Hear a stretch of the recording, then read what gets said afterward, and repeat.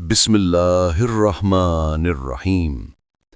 جی سامعین و ناظرین، مدینہ منورہ کی فضاؤں میں ایک دن کا واقعہ ہے جب آسمان پر سورج اپنی تپش کے ساتھ چمک رہا تھا اور زمین پر ایک آزمائش کا لمحہ اترنے والا تھا۔ یہ قصہ سید النساء فاطمۃ الزہرا رضی اللہ عنہا کا ہے، جو رسول خدا صلی اللہ علیہ وسلم کی لاڈلی بیٹی اور اہل بیت کی عزت و وقار تھیں۔ ایک مرتبہ آپ رضی اللہ عنہا کسی ضرورت کے لیے جنگل کی طرف نکلیں۔ راستہ ویران تھا اور مدینہ کی بستی سے دور ہٹ کر ایک سنسان مقام پر شیر نمودار ہوا۔ وہ شیر خوفناک انداز میں دھاڑ رہا تھا۔ لوگ اگر ہوتے تو بھاگ کھڑے ہوتے، لیکن فاطمۃ الزہرا رضی اللہ عنہا کے دل میں نہ خوف تھا نہ گھبراہٹ۔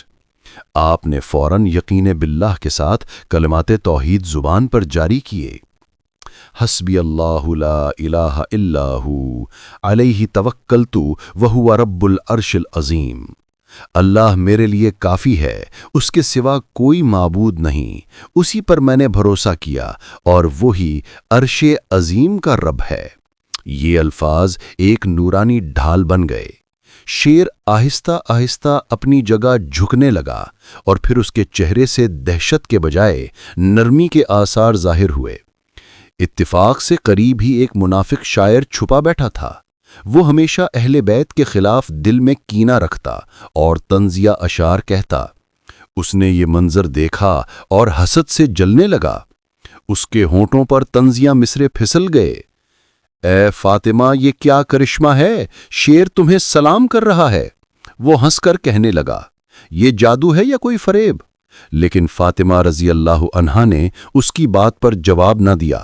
آپ نے صرف آسمان کی طرف نگاہ اٹھائی اور کہا، وَيَمْكُرُونَ وَيَمْكُرُ اللَّهُ وَاللَّهُ خَيْرُ الْمَاكِرِينَ۔ وہ مکاری کرتے ہیں اور اللہ بھی تدبیر کرتا ہے، اور اللہ سب سے بہتر تدبیر کرنے والا ہے۔ یہ سن کر شیر نے ایسی گرجدار دھاڑ ماری کہ منافق شاعر کانپنے لگا، اس کا چہرہ زرد پڑ گیا اور وہ دوڑتا ہوا وہاں سے بھاگ نکلا۔ شیر آہستہ آہستہ فاطمۃ الزہرا رضی اللہ عنہا کے قریب آیا اور اپنی آنکھوں کو زمین پر جھکا دیا، جیسے وہ بیٹی رسول صلی اللہ علیہ وسلم کے قدموں میں ادب سے بیٹھ گیا ہو۔ پھر شیر نے آپ کے گرد چکر لگایا اور جنگل کی طرف پلٹ گیا۔ یہ منظر دیکھ کر ایمان والے جو بعد میں پہنچے، ان کی آنکھوں سے آنسو بہنے لگے۔ وہ پکار اٹھے، اللہ اکبر!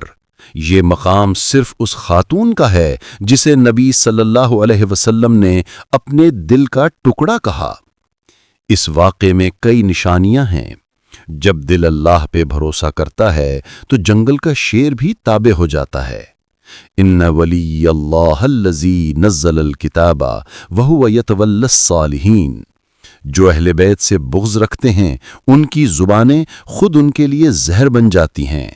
اللہ نے ان کے گرد اپنی رحمت اور حفاظت کی ڈھال رکھی۔ ایک عاشق رسول نے اس منظر پر کہا، اے فاطمہ، تجھ پہ سلام ہو ہزاروں بار، شیر بھی جھک گیا تیرے قدموں کی بہار۔